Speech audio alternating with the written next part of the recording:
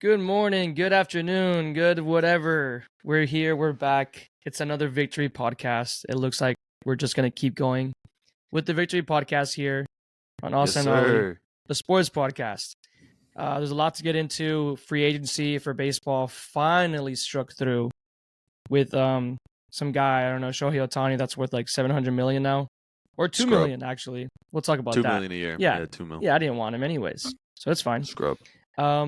Yeah, the pin's going to start rolling there for free agency for baseball. It's not looking good for the Rangers. I'm telling you that right now. So we'll get deep more. We'll dive into that a little bit deeper here. But yeah, Cowboys, basketball Mavericks looks like they get rolling or they're just playing bad teams again. I don't know. That's We'll a good talk about question. that when we get to that. And yeah, so we had a suite at the Cowboy game, but I let Austin take it out for the hands this time because I had it last time. So I let him enjoy it. So how was the complimentary suite, man? Oh man, the Austin Ollie suite was great. A lot of fun. The energy at the game was probably the loudest I feel like I've personally ever seen it at AT&T.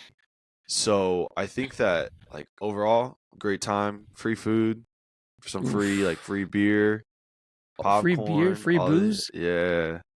Wow. Yeah, it was a nice little time, bro. It was some a slight, good time. right? Some slight. Can't be too mad about it, right?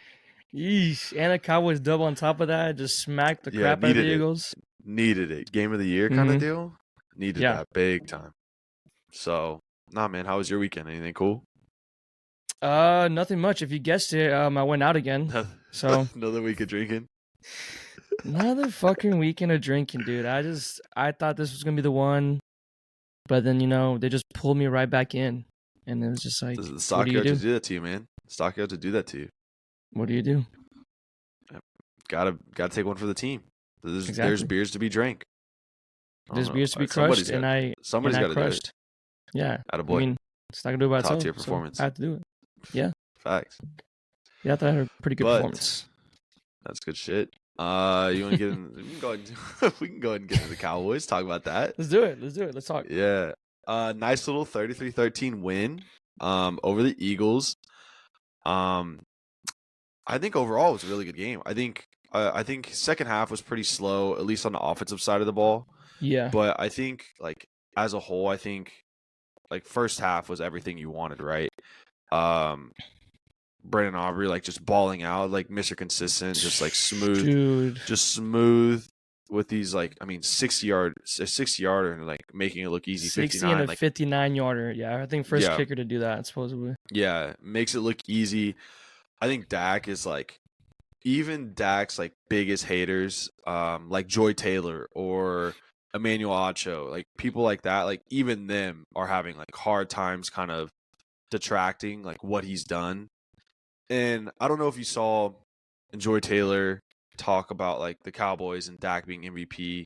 Even still, like you can tell she's like pulling teeth trying to like give him compliments. But I think that's the whole media, dude. That's the whole media. Yeah, whole media. And I think that he's just proving like doesn't matter who he's playing, like he's playing well. I mean, his stat line, I say like it wasn't anything crazy. 24, 49 or 39 for 271 and 2 tuds, no picks, but like I feel like that's taking care of the football, that's making plays when you can. Like the first CD touchdown, I mean, just extending the play, finding a guy that's wide open. line right there, man. Yes, dude. To have that much time to do that. Yeah, and like just to kind of like set a tone at the beginning of like an important game against a big rival. I think like Dak is just showing that like he's elite, and I've been kind of saying it all year, and we've slowly throw me under the bus. Yes, the one time I hop off this guy's train, he decides to do this. My job would have been so much easier defending him this year, and I finally step up and just say, you know what, hey. I just don't think he's capable of it. He can do this and that, but he's the favorite to win MVP. Yeah. Like where's Dak Prescott? Brain Dakota Prescott. Yeah. Is the front runner MVP. I think he's now. like minus. He's minus. He's minus. Yeah, which is and it's up to him. It's like he doesn't have to worry about anyone else but himself. Yeah, If he goes on and the I think stretch of that runs and just takes care of business. yeah, I think like Got I said, I ourselves think he MVP. keeps doing what he's doing. He's got it. What are some of the takeaways that you had from the game? What'd you think? I have a couple that I can talk about after Mhm. you, Yeah. but So, yeah, I got you. So I obviously wasn't at the suite, but I was at a buddy's house, basically a suite. It was nice. I had burgers for us, quesadillas. I had the whole oh entree yeah, for us. It oh was yeah, awesome. It was awesome. And that's we what were you killing need. some Miller Lights, the official beer of the So Dallas same Cowboys. experience, same Yeah, experience. exactly. We were basically at the same spot. That's why I let you take care of it because I was like, I'm not missing out. It's the same thing. You didn't have to sit in traffic or nothing. You were cool. Exactly. You probably did. I did. Yeah. But no, I at some point of the game, I kind of figured that it was going to be not 20 points, but I was like, us at home, and the Eagles just look like they're just getting to the point where injuries are catching up on them and they're getting exposed. Have we been talking about this whole time that they just know how to win games? And Yeah, they just look back. All their big three quotations all fumbled the ball, which is amazing. Seeing AJ Brown fumble I just loved this. Seeing Jalen Hurts get up there and just everyone's trying to cheer him up, and I'm like, no, he doesn't deserve any of that. Let him sit there, mope about it. And nothing against Devontae Smith. I don't really dislike him. Also, but he also did do yeah, that robbery thing with us last year in the charity bucket, which kind yeah, of backfired on him. He was robbing from charity. So how does that look like on his part? But he fumbled, so they all fumbled. So props to the defense on that. The only time I was scared was it looked like we were rolling. We started off slow in the second half, like you said. And Dak gets that fumble and the scoop and score. And I was just like, yep, okay, so this is where it's going to go. Of course, the Cowboys would not go through on a Sunday night primetime game at home without scaring us for a little bit. But yeah. I And mean, I after that, and think then nothing happened. Yeah. yeah, I think that was the one point I felt like in the game where I was like, okay, we need to respond here bad because if we don't, it's gonna get out of hand.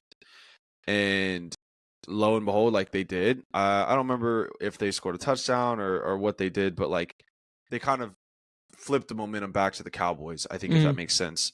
And so Yeah. it felt like aside from that, that was really Ooh, the fake that was punt kind of too. really only I thought it was a switch right there too with the fake punt. the bad thing is with the fake punt, I was like, all right, they're about to punt. So I went up, got some food, and then all of a sudden I'm hearing Yeah, what is what up? I'm like, what what is going on? So but Yeah. yeah, even then, I think the defense held tough. Oh, for Um sure. one thing that I really noticed being there was I think, and I'm glad that they did it, was so after the Seattle game, I felt like it was pretty obvious that Deron Bland, he's a great ball hawk. He's kind of been great all year, but he just kind of got bullied by a more physical receiver than him in DK Metcalf.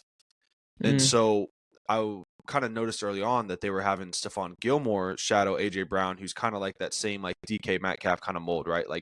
Big, Mm. physical receiver, Athletic freak, yeah. athletic, yeah. And then instead they had Deron Bland on Devontae Smith, which I felt like was honestly a really, really good decision because I think Gilly is kind of more of he's that veteran guy, knows how to use Mm. his body, knows how to combat some of these guys that are big, maybe a little bit more athletic than you, maybe a little bit bigger than you, and he's able to use his body, a little instincts, a little bit smarter.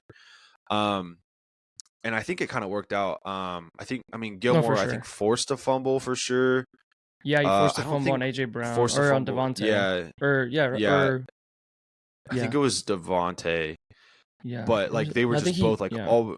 Mm. It was one of the two. Yeah, they were just both Yeah. always around the ball. Kind of helped Deron Bland not get exposed as much as he did really the last 2 weeks with DK and Curtis Samuel. So I really like that kind of coaching point that I felt like they made a difference of. So it felt like they were shadowing a little bit more. Another thing that I want to talk about was I think in the past couple weeks, the running backs I feel like haven't really been able to get the ground game going. But it felt like in the game this was a game where it felt like the running backs were running hard, and they may not have got more than 105, 110 yards or so, I think is what they ended up with. But it still felt like they were running hard, like they were making plays, they were getting the yards that they needed to get. Like, I think Tony Pollard had a big, like, third down conversion on, like, a run that you needed to get the yards on. Yeah, Rico it Dowdle was kind some of had the same thing. hard earned run yards. Yeah, It was awesome and from both of that's them. exactly. And I don't think that we need both of them to be, 100-yard guys. They don't need to be Christian McCaffrey to make the plays. Like, we have the Mhm. receivers out there to do so. I mean, we have an elite tight end right in front of our eyes. You know what I mean? Yeah. So we don't need guys like Tony Pollard and Rico Dowdle to take over the game.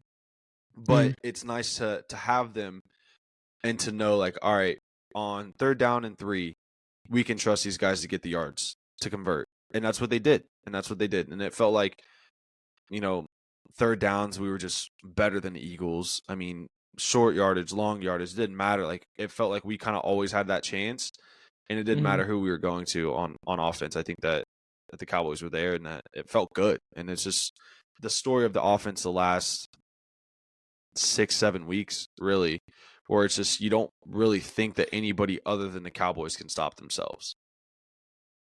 Yeah, I think that's what it's going to be at the end of the day. I don't know if there's any defense other than the Niners. We don't put the Niners in there yet, but Yeah. any other team, I don't think they can stop this offense. They just look insane ever since they switched it up. And whatever happened after that Niner game, if Dak, everyone's talking about if Dak took over the play calls and said, fuck you, Mike McCarthy, or they just did something else. I mean, they highlighted it in the game. Obviously, you weren't watching it, or like you weren't watching the television broadcast, but they like talked to him about like he talked to the commentator saying how he was preaching compared him to like Peyton Manning, Aaron Rodgers, and just in that like that 1-2 step drop and just throw the ball, like how he's just been preaching that, and like Dak thinks that he's the best that he's ever been because no one ever taught him that. So was it Mike McCarthy, or was it for them just to release the ball way quicker? And he just says, I see other quarterbacks hold the ball for longer than how I do, and he's like, I don't know how y'all do that. Like, it's weird. Like, I want to throw the ball like within the first like 2 or 3 seconds, just boom, release. Yeah, and I think that the play calling change, I feel like definitely has a big impact on that, right? Because I mean, look what's going on in LA. Obviously, Oof. right before Justin Herbert got hurt this past week, but like, was it a week ago? Kellen Moore's offense like had 6 total points against the New England Patriots, and the Patriots are bad, like genuinely a bad team. So it's just to show that I think that just the difference in concepts that we've had this year, and like a little bit more of like, all right, well, just like you said, right, we're going to get the ball in Dak's hands, and he's going to make a decision in 1.7 seconds, 2 seconds, 2.5 seconds, and not just hold on to the ball, because that extra second and a half really, like, it makes a difference, right? Oh yeah. And I think we've kind of talked about it this year that we don't necessarily have a offensive line that's better than the rest of the offensive lines in the NFL like we've had in the past, right? When like Tyron Smith, Travis Frederick, and Zach Martin were kind of all at their prime. But I think we still have a capable enough offensive line that they're going to be good, especially in pass protection. And I think that, just saving, like not putting them on an island for an extra second and a half every play, 60 plays a game just makes such a big difference. So I think that I like the change, and I like the idea that they're just get the ball out quick. Trust you guys all around that can make plays. I mean, I feel like we're finally getting the top 3 receivers. Like, all of them are getting going. And I mean, CD's obviously kind of been that guy, but like, I feel like Gallup had like made big plays when it mattered. Cooks has made big plays. Like, Ferg's out there balling. Yes. Like, you can give the ball to Tony Pollard on a screen, and he's going to get you 5 yards, 6 yards, 7 yards. Yeah, he led the team again. He led the team again in receptions. Yeah. Yes. So just like stuff like that is just, I think, just so important, and I think it's nice because it's a fun offense to watch, especially as a fan. Like, they're scoring points. Like, they aren't really like getting stopped unless they've had a little bit of like penalties here and there on like holds or false start, clipping, just all of a sudden clipping, like just stupid stuff like that. But aside from that, like, I feel like they're consistent, and you just know what you're going to get. And I think Dak is kind of hitting that stretch where he's playing the best ball of his career, and CD's cementing himself as that wide receiver 1, and that's what that's all you want, right? Yeah, I love it. And one more thing on Dak, Um, if you were to see this game a couple years back, I think you lose this game. Yeah, 100%. 100%. Like it wasn't his best performance. I think he did what was done to be done to win the game. But I mean, completed the ball, completed 61% of his passes. That's his lowest this season since the San Francisco game, which was 58%. Which is crazy. Yeah, crazy. Yeah, that's the lowest he's had. And he did miss a couple. I mean, he even said that he missed a couple of those, and obviously the fumble, the scoop and score, and all that stuff. Like it looked like, and I was like, Dak really didn't play the best game he could have played, and you still put up 33. He even said it. He said after Yeah. in the press, the post game, he said, "If I was on my A game, we scoring 50 on them." And I think they give the offense that they had in the last 6 games, they're scoring 50. They're scoring 50. I think so too. And he didn't play his best game, and they scored 33 points, and they won by 20. Because I think a couple seasons ago, I don't think they win this game the way Dak played. Yeah, and I think that's not nothing fair. against him. I just don't think that would have happened, Yeah, and I think that's a change in the mentality that we've kind of been asking for, right? Like, I think the Cowboys team has just had like I don't want to say a losing mentality because it's not like these past couple of years we've been we've had bad records or anything like that, right? Like, yeah, it's just when it gets to nut cutting time and you need to win a game and you need to make a play, the team just hasn't made a play for whatever reason, right? And I think that I think now, like this year, like I think that they're making those plays. I think Dak is just playing with so much confidence. And I think that like on the defensive side of the ball, that's a defense that can win you a championship by themselves. And they've been shown to make big plays. They're forcing sacks, they're forcing turnovers. They're limiting big plays over them. Like, and I think that's just such a big recipe for success that, I mean, we said it last week. I think we said it the week before that too. Like, this is the best Cowboys team that we've probably ever seen. And I think that if there's ever a team that genuinely has a shot to win a Super Bowl, it's this team. I think so too. And I think people are taking it for granted or just aren't noticing that because of our prior history, obviously being not in the Super Bowl for however many years now. Yeah. And expecting the same thing in the playoffs, losing in the first round or the second round. And also just because the Niners are on our way. Because you look at the Niners, if we're being honest, they're miles ahead of any NFL team. Like, we're, if anything, the second best team in the NFL, but I don't know how close you can put that margin. It's just, when healthy, that team looks insane. Yeah, I think it's closer than you think because they have lost some dumb games that they have no business losing. No, for sure, but they weren't healthy at the time either. Yeah, and I think that's fair. I mean, I don't know. I think that you see it. I mean, right? They just beat the Eagles 2 weeks ago by, what is that? 21? Smacked them, or something right? like that. Yeah, smacked them. They lose to a good Bengals team. They lost to a Vikings team, which is kind of like a shocking result. And they lost to Browns. So they lost 3 games in a row, but like since then they've kind of been back they lost on their 3 in a row. Yeah, that was a really bad stretch of games for them. And it just comes to show, again, with the Cowboys situation with the schedule stuff. Like, you saw a 4-string quarterback from the Giants, Tommy DeVito, the GOAT, with his agent, his Italian agent, on the sideline taking the spotlight, beat up a Packers team. Not saying that the Packers are good, but the Packers are just a way better team than you would think the Giants are. And it's an any given Sunday, any given day thing where you saw the Eagles lose to the Jets. And, I mean, people keep come on bashing on us like, oh, they haven't beat anybody. They're just winning, blah, blah, blah. And again, I think people aren't seeing that. I mean, it's hard to win an NFL game. And the Cowboys have been doing it single-handedly fashion against these teams. And now they beat the good team. And I just want to know what they're going to say now. And then you have a really good opponent coming up in Buffalo. And then Miami, I don't even know what to talk about with Miami when we get to that point because I don't know what the hell is up with their team. Yeah, I think that I don't think Miami is there yet. I think that they have that flashy offense. Tyreek is trying to get to 2K. I think obviously getting hurt last game definitely hurts or definitely doesn't help. So I think Mike McDaniels is a good coach, but still, I don't like that. I don't know. I'm not super sold on them as genuinely being Super Bowl contenders.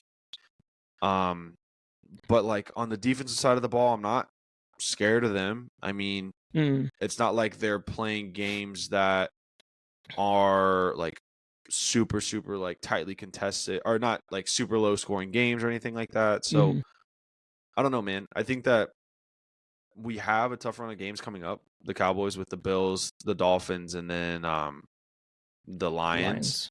But that's still not like that's not a stretch of games that I'm not overly worried about. And it's because this Cowboys team is just playing so consistent. They're coming to work. Doesn't matter who they're playing. I do think that I'm concerned about playing on the road, specifically in Buffalo. Yeah. But I'm not really worried about playing in Miami. If anything, like that's not really that big of a deal. It's not going to be super hot, so you're not getting like the Miami like sun like dead in your face, like draining your team. It's not like it's a hostile environment. And then you get the Lions at home. So I think that there's every chance that you can go 3-0 in this stretch of games. But I think 2-1 is realistic. I think I wouldn't be surprised if we were to lose to Josh Allen and the Bills. I think the weather's supposed to be bad. It's in Buffalo. It's a team that you don't play very often. So I'm not super concerned if we lose this game, but still I think that the chance to go 3-0 is there, and I think this stretch of games is going to tell us a lot on whether we're close to the Niners like that, or if we still have a little bit to go that they need to show us a little bit more, right? Yeah, I think so, because like you said, it's without a doubt that at home they're insane, and clearly that is the reason why you want to be the division leader, because you want that home field advantage as far as possible as you can. Because I mean, they're kind of like subpar on the road. At least they've shown us this year. Yeah, and I mean, it's tough playing on the road. I mean, even though I think Cowboys fans travel well, or we just have Cowboy fans almost everywhere, it's just maybe like a psychological thing within themselves and just how they travel, blah blah blah. But definitely these back-to-back games, because we were spoiled. We had 3 straight home games. So now you go out and they go, okay, you had fun at home, so now go to Buffalo and go to Miami. Yeah, exactly. But from what I've seen, it shouldn't be bad weather in Buffalo. If anything, it might be the perfect weather in Buffalo this weekend. So there should be an excuse of anything. It's supposed to be sunny, like 50 degrees. Everything's supposed to be perfect. Yeah, I think that there is some bad weather that's going on. It's going on like Thursday and Friday maybe. So there's concerns on if it'll hang around the next like couple days after that. But I think, like you said, right, I think we might be able to kind of stay in the clear. If anything, a little bit of wind, but that's kind of pretty much it. So, yeah, man. What like we've kind of talked about it, but what do you think is a genuine prediction over the next 3 games on what we end up with? I think you got to go. It has to be 3-0. I think they're capable of it. It's not the Niners, so I'm not scared of any team. If I'm being honest, I'm not. Yeah, I think I agree with you. Right, I think they're really genuinely the only team that I'm kind of scared about, the Niners, and I think Baltimore, just because they're kind of a similar team to the Niners when it comes to like a run first offense, which is something that we obviously struggle with, right, when it comes to the Niners. And I don't think we really play anybody that's as dynamic as Lamar Jackson either. So that's I could tough. see them. We've definitely struggled against teams like that. Yeah, so I could see us like struggling, but that's not anything that we would have to worry about until a possible Super Bowl. And to do that, you got to get through the Niners anyway, right? So yeah, I don't know, man. I think that I think 3-0 is absolutely 100% possible, but I think realistically, I think we go 2-1. If you go 2-1, that's amazing. If you go anything other than 2-1, that's when we have a problem. I think 2-1 is I think you have to go. line. I think you have to go 2-1. Yeah, I think you have to go 2-1. At least. I think that's at least. If you want a shot at a home playoff game and you want to win the division still, I think you have to go 2-1, and you have to hope that Philadelphia drops a game somewhere. Yeah, they have to, because if we both win out, the Eagles get the head-to-head. Or they would get the number 1 seed, or the divisional. If we both win out, let's say, right? Because they have to play the Cardinals, but it like everything Oh else yeah. goes to like par with us. Then it goes down to Okay. like divisional games, and we lost to the Cardinals, and let's say they beat the Cardinals, so they beat Yeah. us on that. So if the Eagles and Cowboys win out, the Eagles are divisional winners. Though the Eagles Okay. have to drop a game somewhere. Hey, Tommy Cutlets, baby. Big Tommy Dude, DeVito's gonna ball out. Hey, come on now. I think those are the teams that are going to scare you, and because that defense is so suspect. And I For think that the Eagles. Yeah, for the Eagles, and the Giants are just kind of playing like they have nothing to lose, right? I mean, they don't. They don't. They're trying to. There's so many guys there that they're trying to save their jobs. It looks like, I don't know if you watched that game last night, but it looks like the whole team is like kind of rallying around him, and they're doing like the little like Italian like that thing, and I think that everybody's just like, they're excited to play football. They're having fun, and that stuff that they didn't seem like they were doing with Daniel Jones, and Saquon's, knock on wood, like kind of healthy right now too. So and plus they're a game out of a wild card spot. It's not like they aren't. I saw that. They're not like. I think they currently have the 4th overall pick, and they're still a game out of the wild card. So it's not like they're not playing for anything. They still have a chance to make the playoffs. So, and then really, like, since that loss to the Cowboys in DeVito's first game, they're 3-0. They're on a 3-game win streak. They're playing well. Tommy DeVito looks like he's getting better every week. Yeah. So I think that, it's not uncommon, or wouldn't be surprised if they split 1-1 with the Eagles. The Eagles play the Seahawks too. The Seahawks are a good team. We saw that they gave us a run. They gave the Niners a run too. So without Geno Smith, and Geno Smith's gonna he's gonna be coming off a week break though. I'm assuming he plays. So this is good for us. Yeah, I mean, well, even with Drew Lock played pretty well against the Niners, I think. And I mean, it was a close enough game. I think they only lost by 12, maybe, or 16-28. Yeah, so it was a lot closer towards like the beginning and middle of the game, and then at the end it just got out of hand. Yeah, so I don't know, man. I think if they go 2-2, that's big time. That's big time.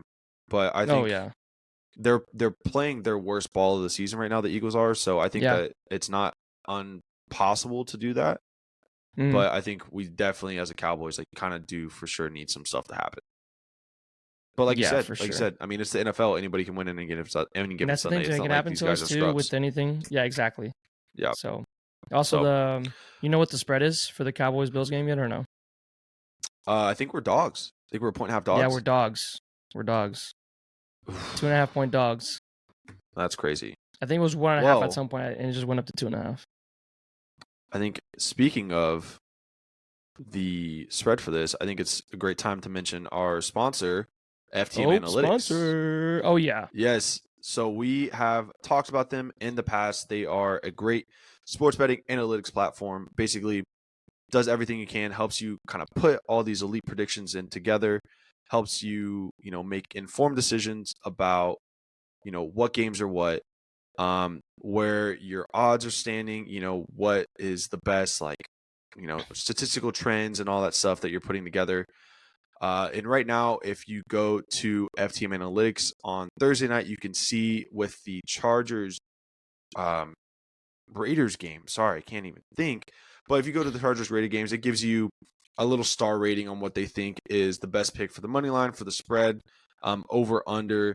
So obviously, right, they're going to both be playing backup quarterbacks. So the over under right now is 34. So they're saying, FTM is that through trends and their predictions and projections, that the over is probably the way to lean, as well as the Raiders, with, I think the Raiders are -3 if I am correct. So definitely check them out. They're great when it comes to sports betting analytics. If you want to make an informed decision on when you're betting, obviously betting is not legal in Texas, but we have our methods and our means, and they're definitely the way to go whenever we want to make an informed decision and stuff like that. So definitely, guys, go check them out. Thank you to FTM Analytics for being partners with us. With that, you ready to move on to the Mavs? Yeah, because when you wrote this run sheet, you said they're 4-0 since we last recorded. Yeah. They're 3-0. I just updated it. It was 3-0 before. Oh, okay. It was 3-0 before. Okay, it was 3-0 before. 4-0 now. The Mavs beat the fucking Lakers, bro. Fuck the Lakers. Come on now. Hey, we beat them. We almost sold. I was about to say. Almost sold.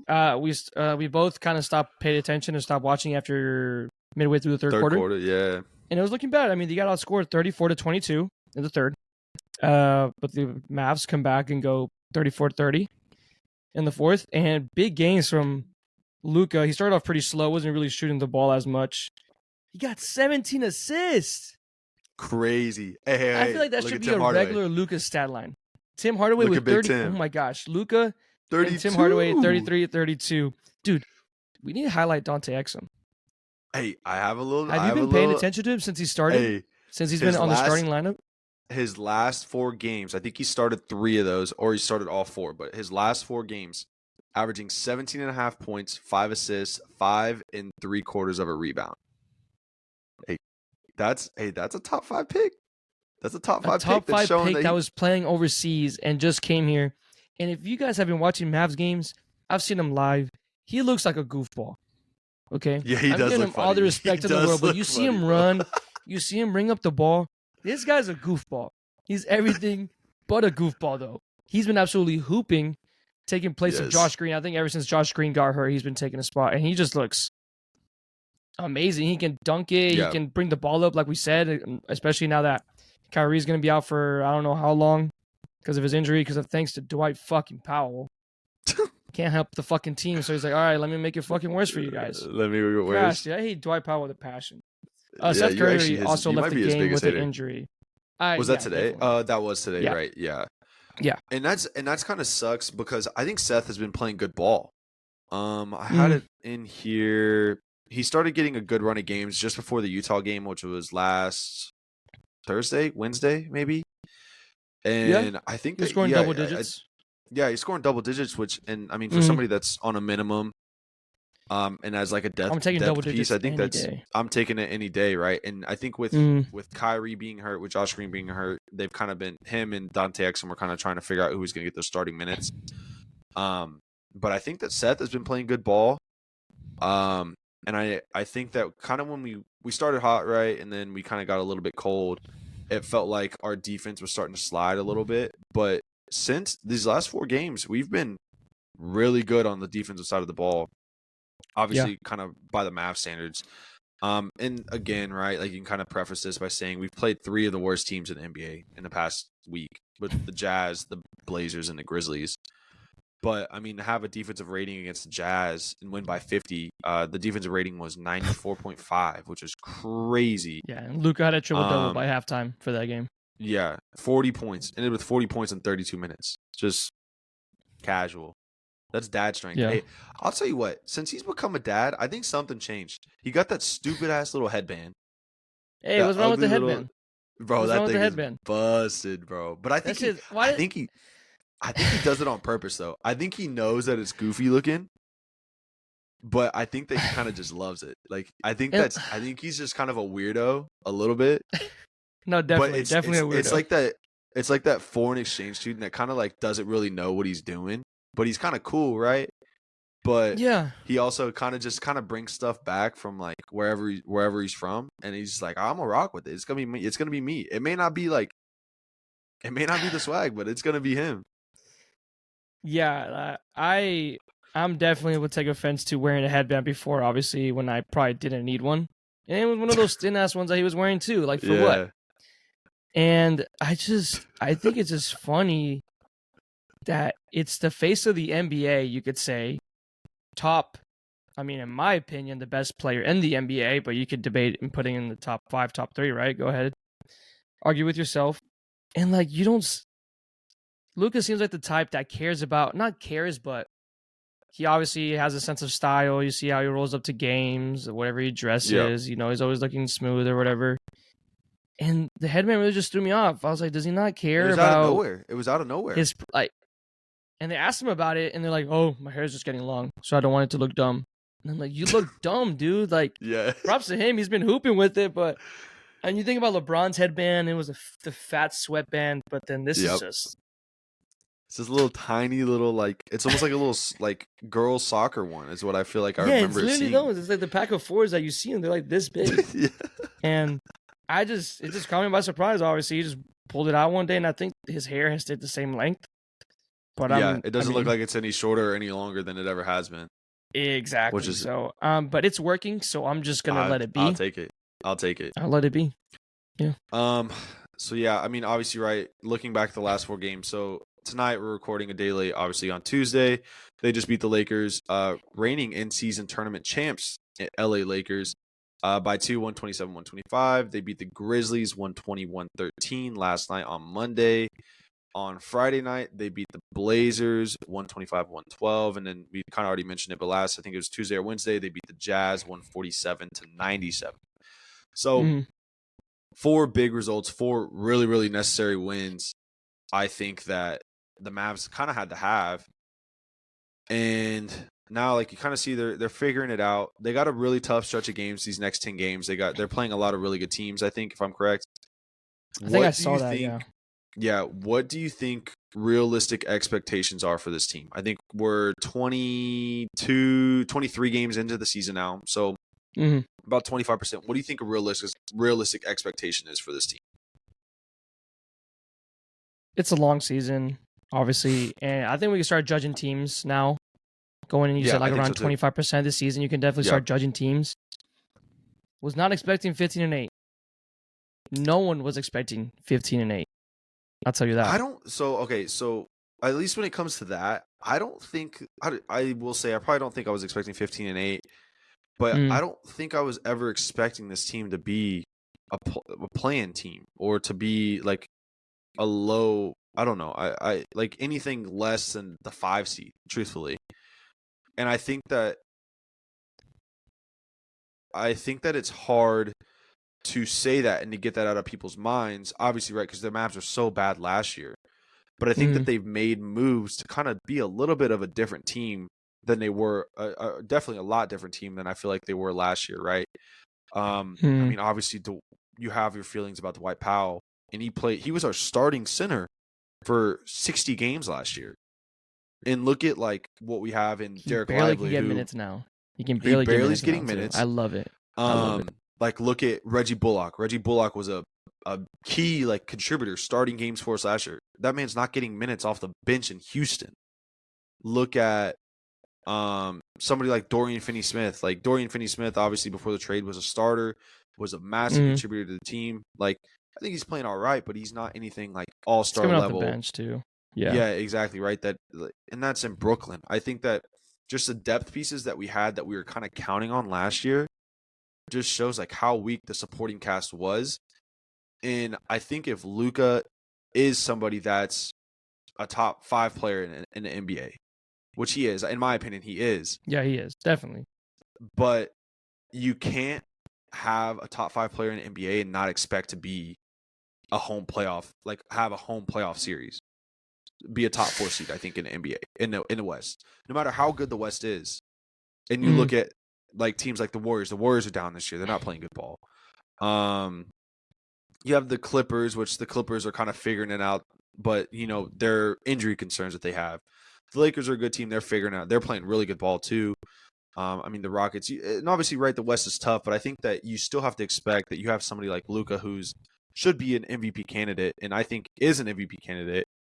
But I think that it's on J Kidd to kind of figure it out and get this team working and kind of get them being like making changes on, okay, well, we're going to play a little bit faster this year than we have in previous years. We're going to try and get back to our like staunch defense that, like looking back, I think we had like a top 5 defense in the NBA whenever we went to the Western Conference Finals. And now like we're back, and last year we were damn near towards the end of the back end of the league. So I think just getting back to those things, and I think that I don't know. I don't think 15-8 is out of the realm of like, well, this team had no business going 15-8. Yeah. So No, I totally agree with you with everything you said, especially with the defense part. Reminds you like Jason Kidd was preaching the defense. It was like defense, defense, defense, and it just seemed like he threw that shit out the window last season. And every now and then you see it this year too. But we're dealing with a bunch of injuries already at the beginning of the season. Maxi Kleber has played probably 2 games, which he won't make a big part. He maybe gets you like 8 points. Let's say averages like 8 or something, 6 or 8 around there. But he's also just a big presence in the rebound game and just perimeter defense, just his size. So that helps out. But it's definitely filled with a bunch of surprises because I don't think anyone thought that Derek Lively was going to be doing what he's doing right now. He just had a, No. 16-16 game?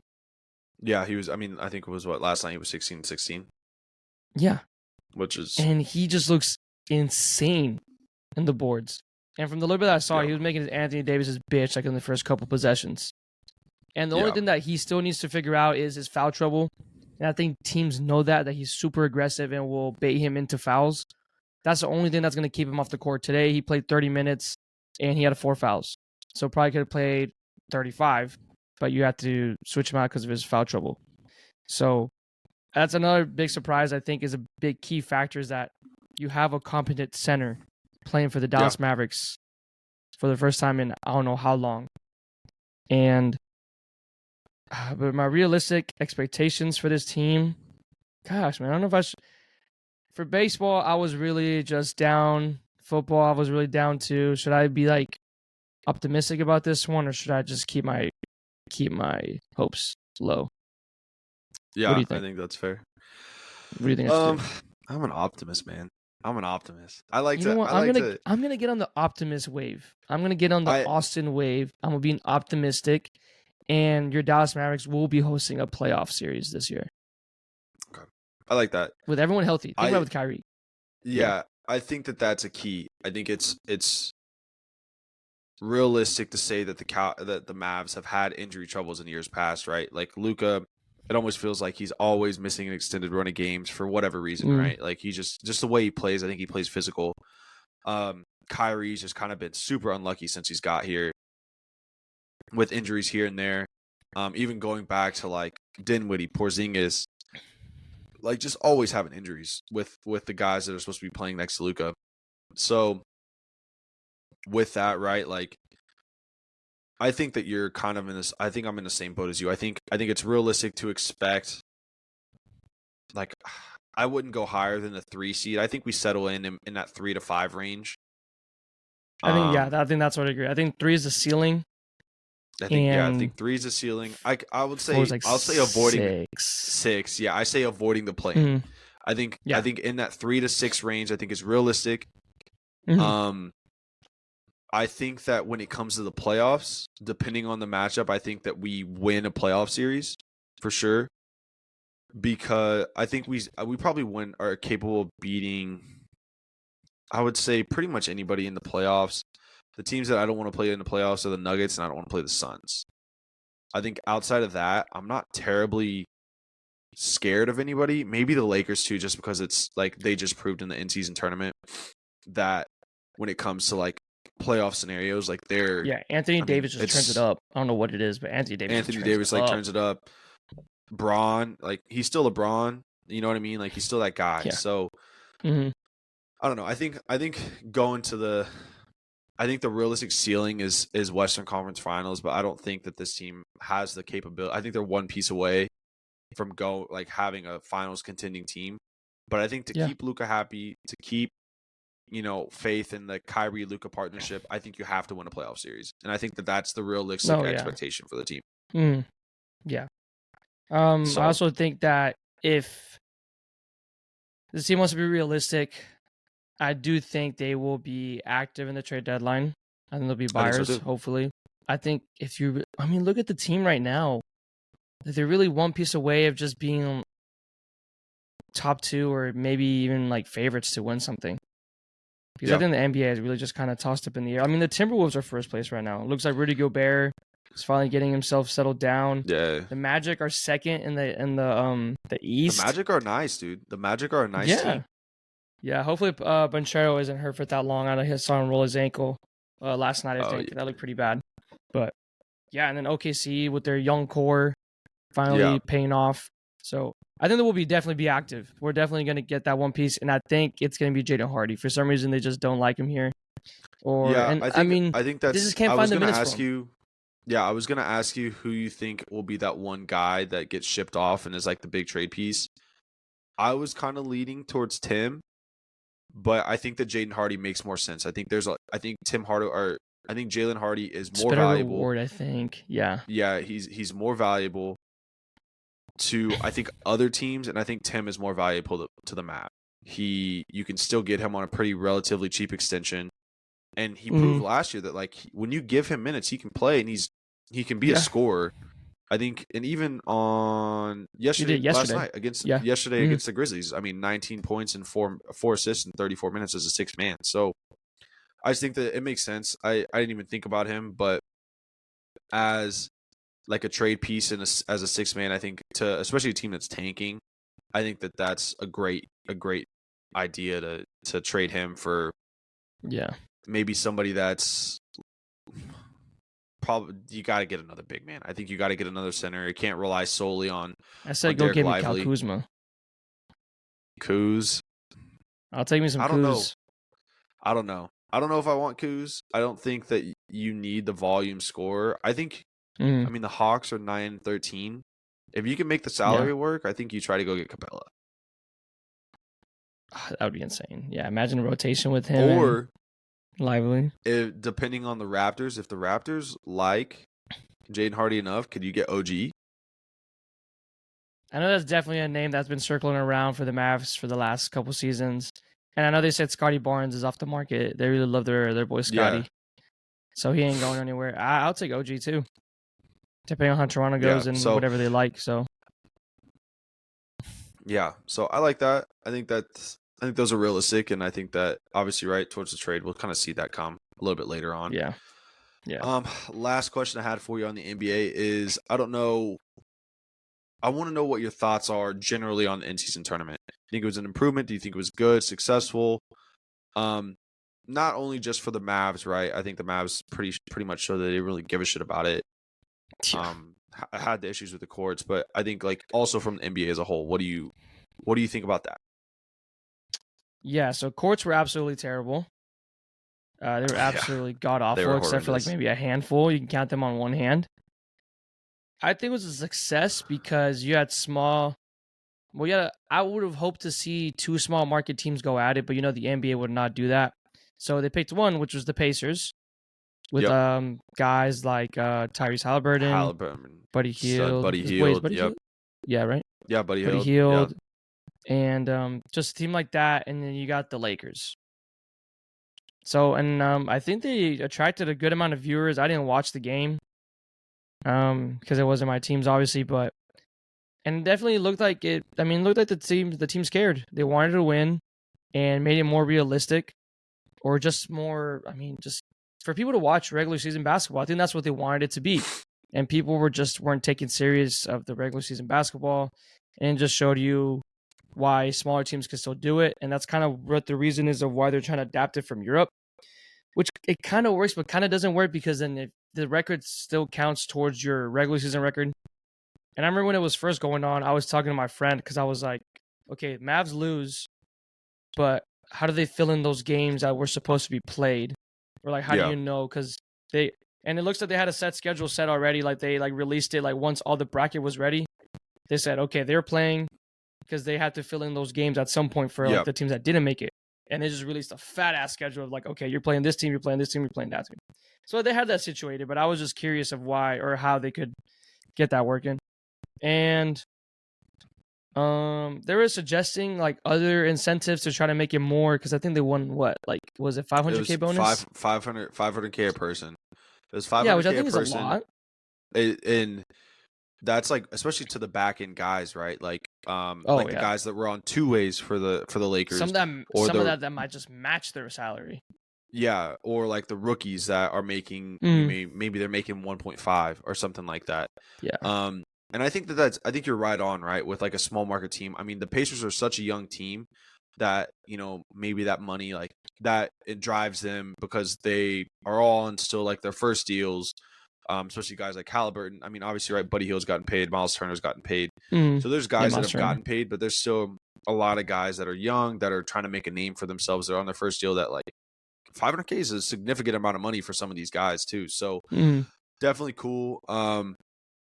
I think overall it was a success. I think it brought really good basketball and meaningful basketball to games early on in the season that may not necessarily be as competitive, or you know what I mean? I think I don't know if you watched a little bit of like the Pelicans the Pelicans Lakers game, but Yeah, I did. Yeah. like that Lakers team, the Lakers just like they're playing damn good basketball right now, and that's because like LeBron is taking it, and that's kind of what you want from the face of the league, right? That you want them to take something like this seriously and show like, hey, like this is something that you should care about. Like they celebrated afterwards, like they went out in Vegas afterwards and celebrated like they should have, and showed that like, hey, like, you know, I may be a 20-year vet, but I know that there's guys that this $500K is going to mean something a lot more to somebody than it's going to mean to me. And I think quotes came out from the guys that were on two ways of the Lakers, and they were like, yeah, LeBron came to us and said like, hey, like I'm going to go out there, I'm going to win this for you. Like I'm going to get you that $500K. I'm going to get you that money. Yeah. And so like, I don't know, it's just cool. And it's like guys that don't necessarily like need it. They may be getting, I mean, that may be a drop in the bucket of their salary. I mean, I think that's 10% of LeBron's salary, or if I'm doing the math right, 1% of LeBron's salary. So like one maybe. Yeah. So like it doesn't matter, but it's still providing good basketball, and it's making teams like be competitive, and it's putting a spotlight on teams that maybe, you know, may not compete for the playoffs, but they're competing for something this year. So I thought that was cool. I thought it was a plus. I think it was fun. You know, makes early season basketball that may not always be like competitive, makes it competitive, makes it fun to watch, and makes it gives it a little bit of something, gives it a little bit of spice, I think. Yeah, I think that's what the goal was for regular season basketball, to be competitive and more just attractive for viewers and stuff like that, which I think it did work. I don't have the number, but I'm pretty sure I heard that this was like the most viewed regular season game or whatever, like in a long ass time, obviously. Also, I think it shows your competitive side. So I don't know if you've seen podcasts every now and then of like NBA players. I think one of them was DeMar DeRozan. He was like, yeah, some guys don't care. Like some guys just play basketball because they want to play, or some guys are out there because they want to win. Some guys just go through the motions. And I think this tournament can really show if a basketball player is competitive. Like I think you could say LeBron and Anthony Davis are one of the most competitive guys in the whole league, you could say easily, just because of how they were taking seriousness of this. Like, hey, this is a tournament game, or this is whatever. And you could probably see other guys and just be, it's just... we're just playing basketball, man. We're just, you know. So I think that was a really good dub for them. Yeah, they were just like, I'm still getting paid. And I think that's kind of sad, because it should be a privilege of being a professional in any sport. Yep. Basketball, I mean, you have kids looking up to you. You're inspiring the youth. You're doing everything.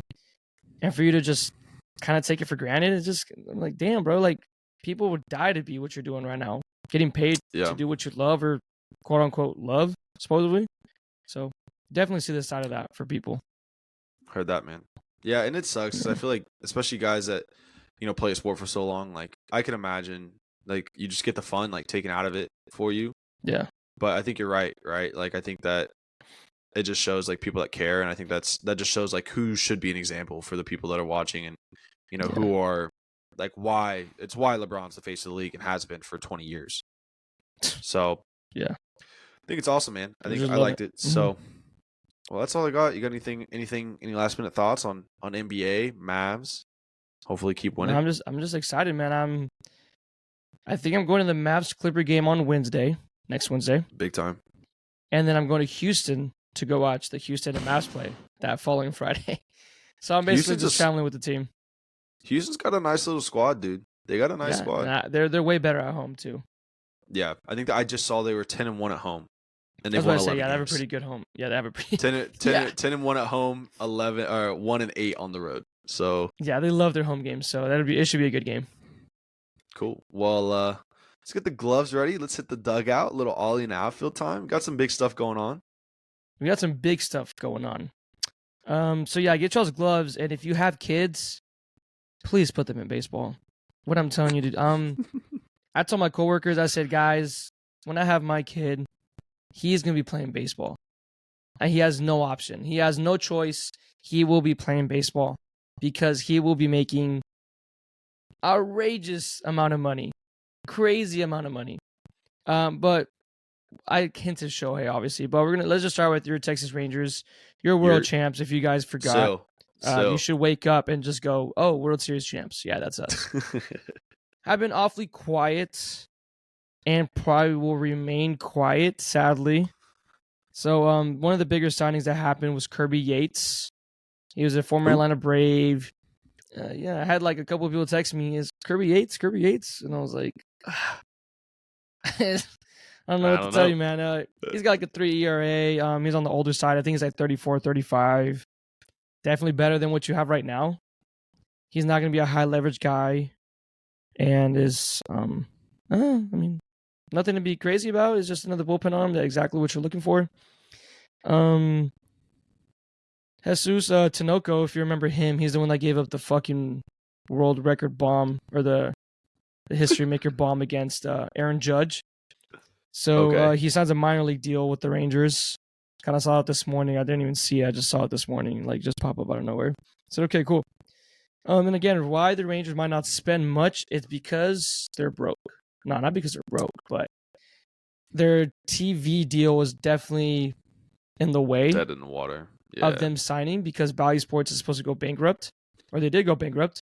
So they are going to be moving on from them at some point within the next year or two.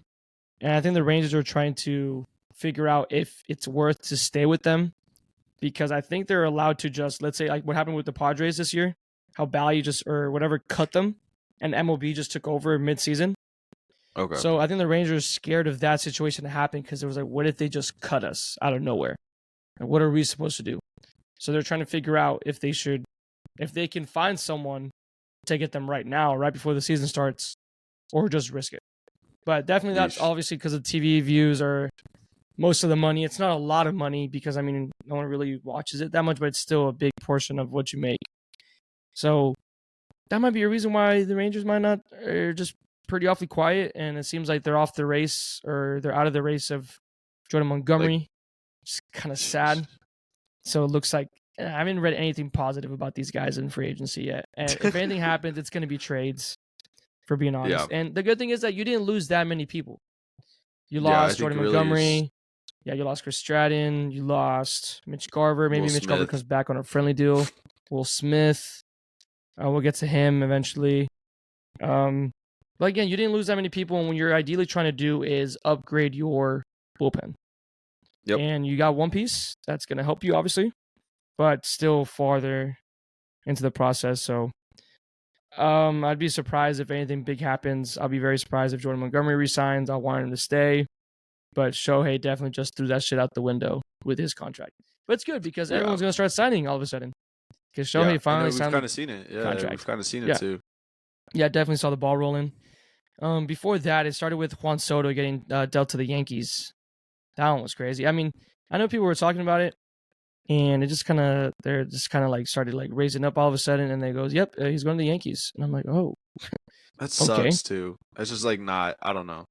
It doesn't move me. I think it's just like, oh, okay, the rich get richer, and it's the same with Shohei. Like, it's boring, in my opinion. Like, those moves are like moves. That's the one thing I don't like about baseball, is that teams like the Yankees, these big money teams, Yankees, Dodgers, like, they're just able to do this. Like, they just have the money to spend.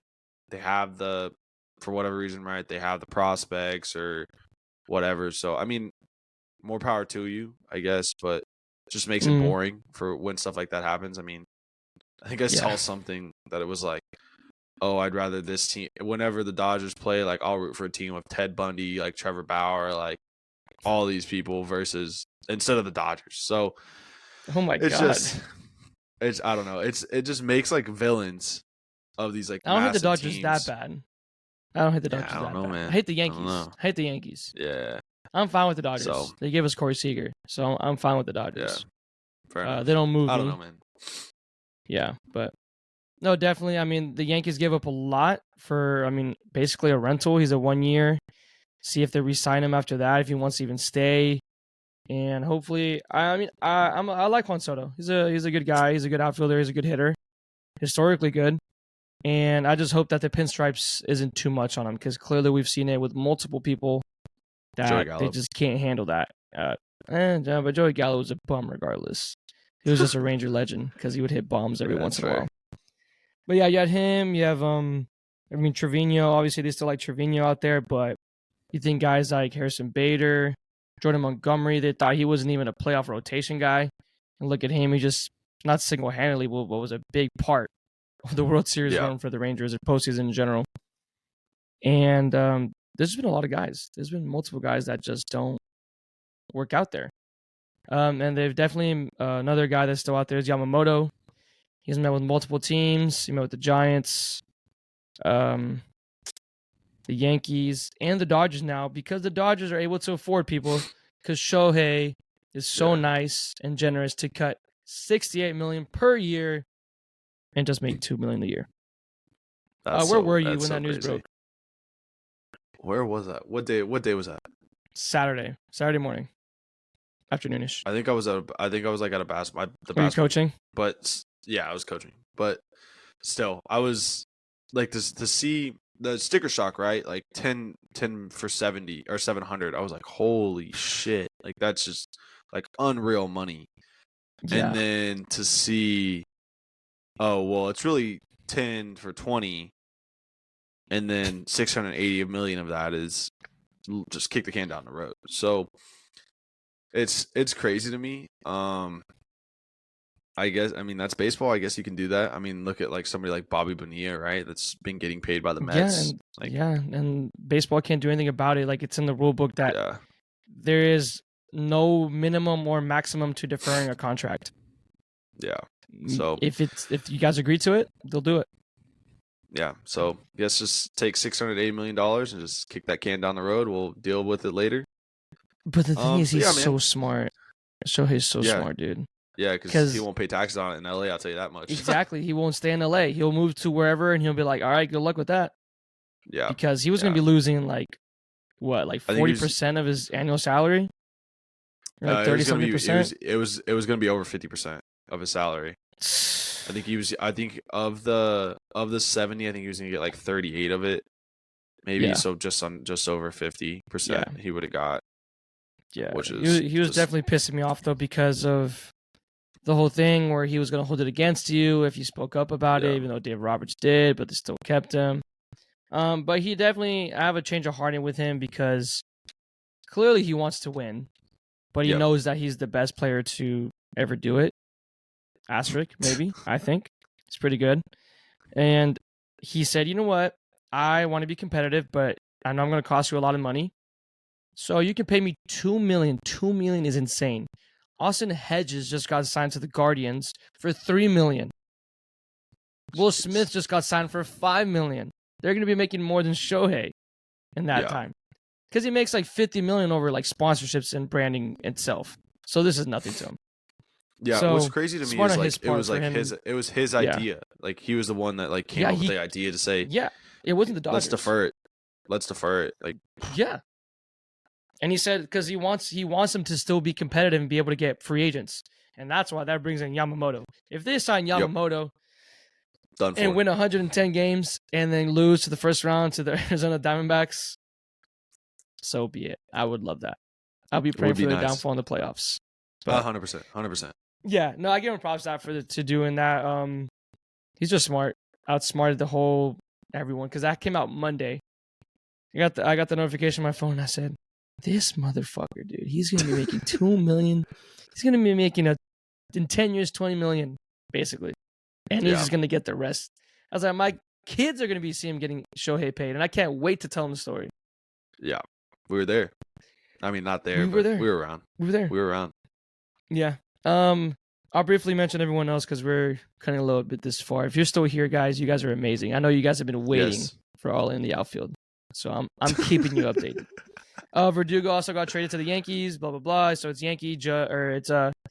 Judge, Verdugo, and Juan Soto in the outfield. That's pretty cool. I thought it was kind of weird with Verdugo, and he's gonna look so ugly without his beard. By the way. Yep. And he's got a beard and a grill. Definitely not the Yankee way. So I don't know how that's going to work for him. They used that picture to announce him. The picture with the grill and the beard to announce him. Yeah, they definitely used that picture to announce him. Yeah. Kansas City, what the hell are they doing? These guys lost 110 games last year. They think they're the Rangers. They signed Will Smith because, if you guys didn't know, Will Smith has been part of a World Series team for the last 3 years on 3 different teams. So the Kansas City Royals will not be winning the World Series next year. I'm just telling you that right now. There's Smith, no way in hell. Congrats on getting traded. There's no way in hell. Getting traded at the deadline. Yeah, so that's what I see. So Will Smith, Stratton, and Seth Lugo a starting pitcher, have been signed to the Kansas City Royals. And Seth Lugo is making $15 million a year. It was a 3-year contract for $45 million. It's not some pussy shit. Yeah. It's a pretty decent starter. And you're just and it looks like it's supposedly they're looking to add Stroman too, Marcus Stroman from the Cubs. What in the actual fuck is going on over there? Them in St. Louis. How I see it, I think they're trying to better their farm. And they're gonna get these guys, they're gonna be dog shit, use them as minimal as possible, like Will Smith, just like how Chapman did it. He was able to sell it to us on how he was good for whatever. He had like a sub 2 ERA, sub 1 maybe. Yeah.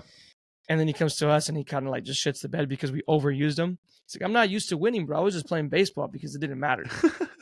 I think they're going to be used as trade pieces, and they're going to just try to finesse the Rangers again with Cole Reagans. Cole Reagans, I'm excited to see him next year. It's sad that it's in a different type of blue, but he was a damn good player, and he just couldn't do it here. So, yeah. They also signed Taylor Hearn. I was going through a transaction log somehow. I got to their page. Bum. They signed Taylor Hearn. It looks like Taylor Hearn's going to be pitching in Japan or something like over the summer or like over the winter. I don't know. I feel bad for the guy. I don't want to speak bad on him that bad. No, you can't speak bad. I mean, I'll speak bad about Dwight Powell, but I can't speak bad about Taylor Hearn. It's a homegrown kid. He was our home opener at some point, but wish him the best. Wish him the best. He's in Kansas now. Yeah. Last big free agent that is pretty cool. It signed right today before this happened. Oh, yes. Young Ho Lee. I want to say, did I say he was going to sign up with the Giants, or am I like thinking that I said that? I think you did say that, actually. Yeah, no, I do remember you saying that. Yeah, I remember you saying that. Okay, I don't want to seem like LeBron, but I did kind of remember you say that. You call out that he was probably going to sign with the Giants. So he signed with the Giants for 6 years, 113. I think that's a good deal. He's going to opt out after 4 years. Yeah, pretty good deal. I think it's like around like $18 million a year if he goes all 6. Yeah. I'm excited to see him. He looks like an athletic guy. I told you he can run the base path pretty well. He's a tall, lengthy guy. He was the guy in the KBO, right? The Korean baseball.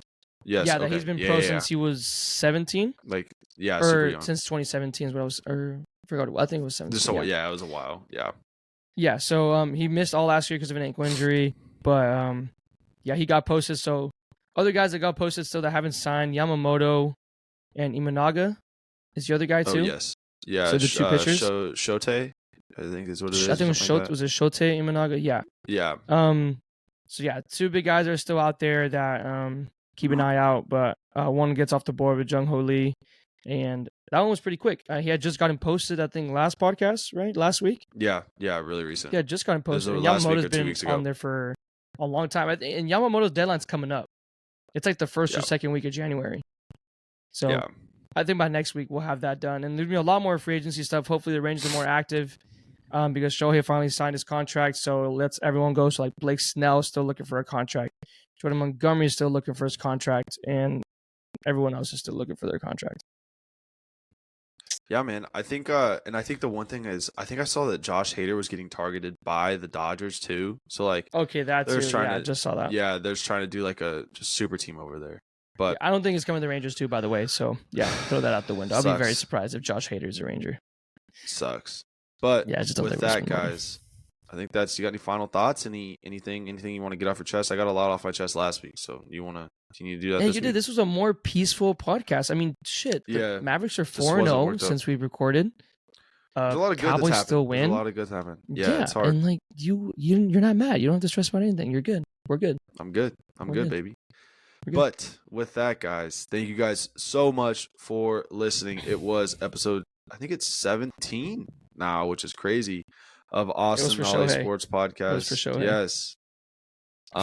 So, guys, please make sure you go subscribe, go rate Spotify, Apple, YouTube, all that stuff. Definitely would appreciate it. Tell your friends. Follow us on Instagram at Austin_and_Ollie. On TikTok and all that stuff, we're there too. So please, in the show notes, everything will be there.